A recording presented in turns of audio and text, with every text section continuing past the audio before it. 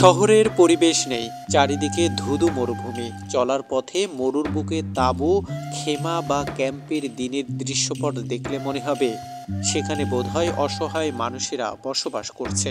আর রাতের দৃশ্যপট দেখলে মনে হবে যেন ওখানে দূরবর্তী কোনো বাংলাদেশের গ্রামাঞ্চলের মানুষদের বসত ভিটে। তাদের বাড়িতে জ্বলছে বিদ্যুতের ছোট ছোট বাতি। বলছিলাম বিশ্বের মুদ্রার মানে শীর্ষে থাকা দেশের ধনী মানুষের কথা।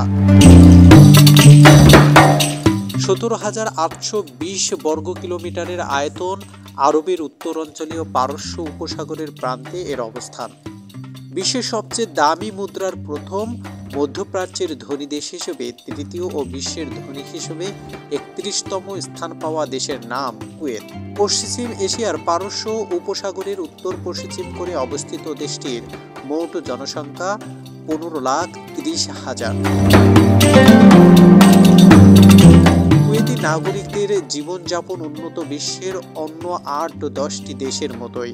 তবে ধনী আরব অঞ্চলের দেশগুলোর নাগরিকদের যেমন রয়েছে অঢেল ঐশ্বর্য, ঠিক তেমনি বিলাসবহুল জীবনযাত্রা।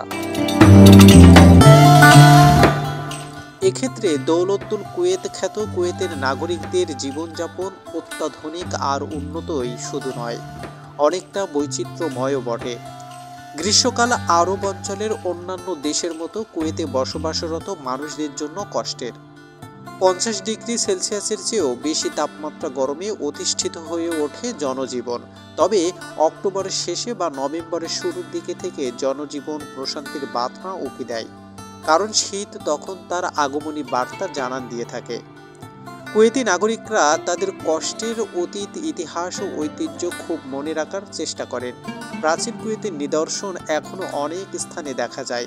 অতীতে কুয়েতি নাগরিকরা মরুর বুকে তাঁবু বা সমুদ্রের কিনারায় মাছ শিকারের সুবিধার্থে মোটামুটি জীবন চলে যাওয়ার মতো তাঁবুতে জীবনযাপনে অভ্যস্ত ছিলেন। যদিও এখন তাদের সব শহরের আকাশ ছোঁয়া অট্টালিকা আর আধুনিক সব সুযোগ সুবিধায় ভরপুর বিলাসবহুল জীবনযাপন। কুয়েতের অতীত ইতিহাসের সঙ্গে একটি অঙ্গাঙ্গি জড়িত।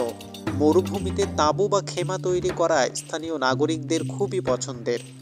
প্রাচীন ঐতিহ্যবাহী এই চর্চাটি বর্তমান কুয়েতিদের চাহিদা অনুসারে আধুনিকীকরণ করা হয়েছে।